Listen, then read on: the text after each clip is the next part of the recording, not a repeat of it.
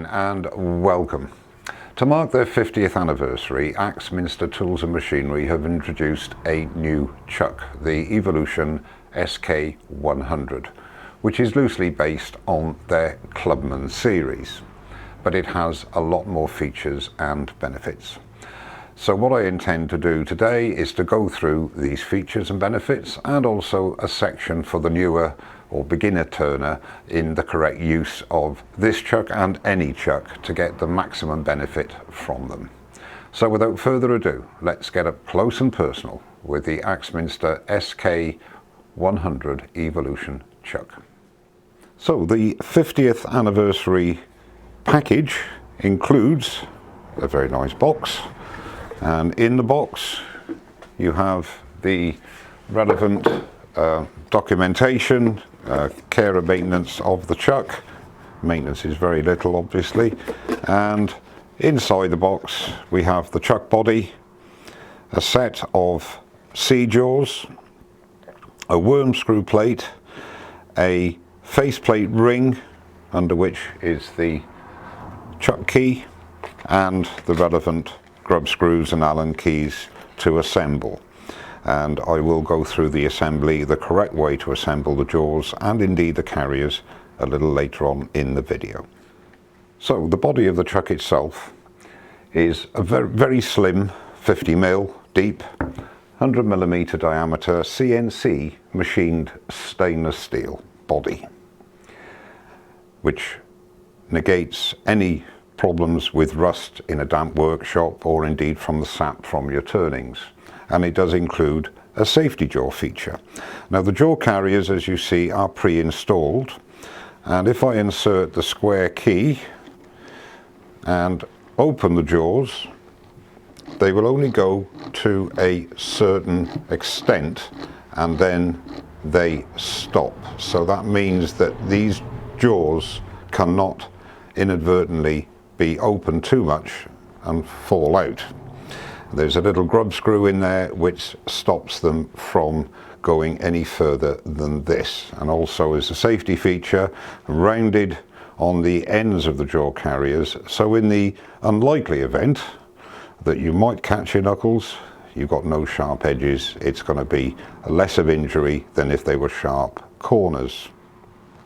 Now the square chuck key fits into the location hole here, which they don't work independently, they all work in synchronization, and the advantage of having a square chuck key is easy to locate and very easy to apply the correct torque on the work in hand.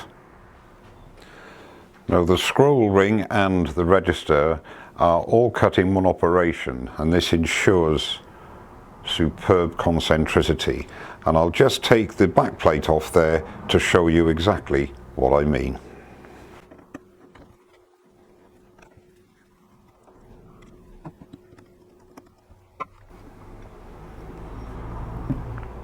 Now you can see the inside of the chuck here. The advantage of having an enclosed scroll and pinions is that it reduces the dust that can get inside there virtually to nil. And as I was explaining, you can see now the tight tolerances there. There's absolutely no play at all, and when you turn the chuck key either way, everything moves in synchronization. You should never need to actually remove this plate. The only reason I've done this is to show you the inside so you get some understanding of how it works. Now the jaws are machined from one piece of stainless steel to a tolerance of 2 microns, which does give exceptional accuracy, which is what we want. And when the jaws are at the optimum either opening or closing, for a tenon is 56mm to bite down on that tenon, and for a mortise it's 69mm. Now the reason this is very important, that gives you absolute total contact with all the surfaces to the jaws, giving you maximum stability and indeed safety, and I will show you that a little later on in the video. Now I've got the jaws now completely closed, and you can see in there a grub screw, and that grub screw is what stops the jaws from going too far when opening them. I'm going to remove that grub screw now, put the chuck onto the lathe spindle and show you the correct way to mount the jaw carriers and indeed the jaws. So the most important thing with the jaw carriers is that they're put in sequence. Now each carrier at the top has a number, 1, 2, 3, 4. So that's how you install them into the chuck. It is more important to get the sequence of the carriers correct. They do match up with numbers on the chuck body. That's just to make it easier. It's not essential to follow that. The most important thing is to keep these in sequence, 1, 2, 3, 4. And if you look closely, you can see the profiles of the teeth are slightly different. It's quite a narrow one there, and going to number 4 jaw, that is much wider there. And the reason for this is this allows the concentricity of opening and closing all 4 jaws at the same time. So now we're going to install them onto the chuck body. As we rotate the scroll wheel, we will see that the beginning part of that wheel shows itself here. So just back off a little bit, get jaw carrier number 1 and slot it in. A little bit of pressure and tighten, and you'll feel it grab. That's nice and secure now. And then you go to number 2, same procedure. Rotate the scroll wheel. You can see that it's just coming to the beginning of the scroll, and again slot him in with a pointy bit downwards, bit of pressure, and engage, and do the same for the other 2.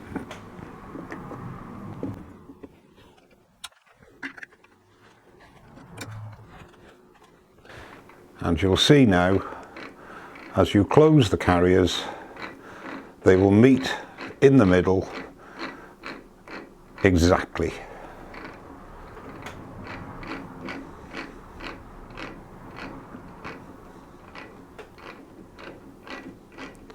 And there you can see absolutely perfect, and that's what you want.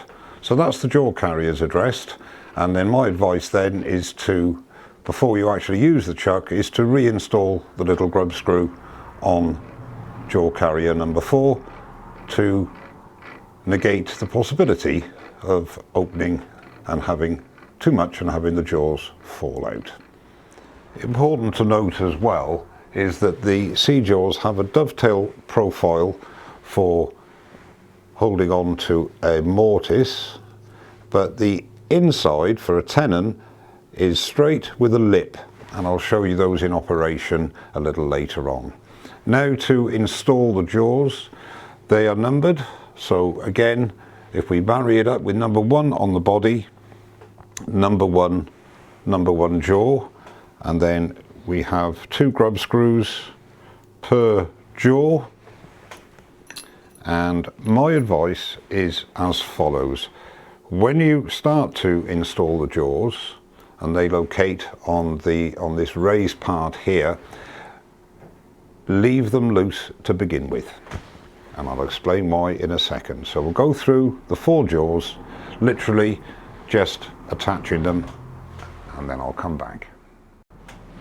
So I have all 4 jaws mounted now. Each of the grub screws are slightly loose. The reason for that is it allows me to close the jaws and to get a perfect contact on all 4 jaws. Then I can just tighten up the screws. So I bring it together, and there's perfect there. Tighten up a little bit, not over tight, and then just tighten up all the grub screws, and you'll find you've got perfect contact from each jaw, which is what you want, because that then allows you to get the maximum holding power that you can get.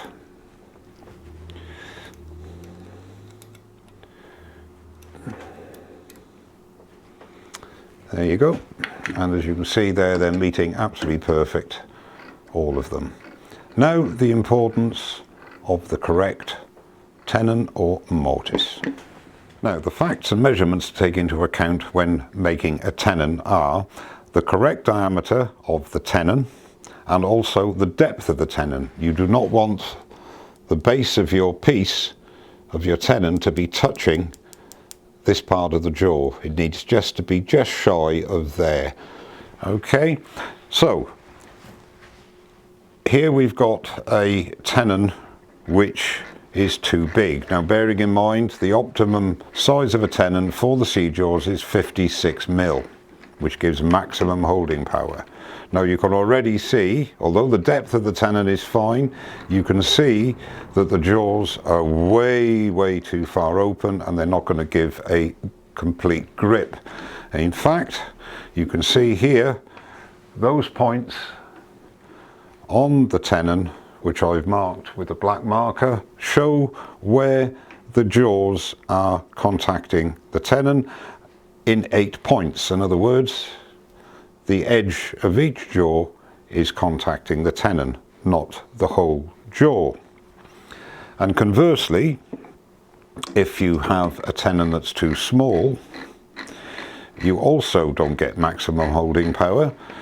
So if we put this down onto this tenon, again, the depth of the tenon is okay, it's short at the back of the jaws. You can see how close the jaws are, and the effect you get there is you're only getting contact on 4 points now, but only about a third of the jaw. Just this part of the jaw is contacting the tenon. So again, you haven't got maximum holding power. Now this tenon is the correct dimension. It's 56mm. So if we open up the jaw slightly, you can see that I've got complete coverage. Each jaw is completely holding that tenon. However, the tenon is too long because the base of this tenon is fouling against the back of the jaws. You don't want that. So although we've got perfect contact, we haven't got the shoulder, the square shoulder, tight up against the face of the jaw. So the ideal scenario is 56mm, which is this, and also the tenon is just shy of the back of the jaws. So we are now getting absolutely perfect contact. You can see in there the little ridge which is caused by the lip, and that is giving you superb holding power. So that's why it's important to get your tenons dimensions correct. And the same applies for a mortise in reverse. If you have your mortise too big, you're going to be expanding your jaws too much there, and you're going to have exactly the same effect with partial contact of your jaws. And then finally, the faceplate ring, which has a corresponding dovetail, and what you do there is place it over the chuck jaws and expand the jaws into that dovetail, and your piece would be screwed here and come out here, and you've got a really good secure hold. And it also means you don't have to worry about a faceplate. Everything can be done with this chuck and the accessories. And if you wish to use a worm screw for your piece, expand the jaws and again clamp down, and you have your worm screw nice and secure in there. If the screw is too long, just make yourself a plate which will reduce the amount of screw thread going into your work if it's a smaller piece. But make sure you have at least 4 of the threads in contact and screwed into the wood to give a good secure hold. Well, that completes my overview of the Axminster SK100 Evolution chuck. I'll make no apologies for going through what I believe to be the correct method of attaching your jaws to the carriers, and indeed installing carriers should you need to at some time in the future. And also the forming of your tenons and mortises to the correct dimensions, I feel is very important for secure work holding. You would honestly be amazed at the number of people that contact me asking what the reason could be for my piece flying around the workshop. And more often than not, it's as a result of poorly formed tenons and mortises. All that remains for me to say is to thank you very much indeed for watching. All the relevant links will be in the description below. Don't forget to subscribe, and I'll see you very soon. Cheers now.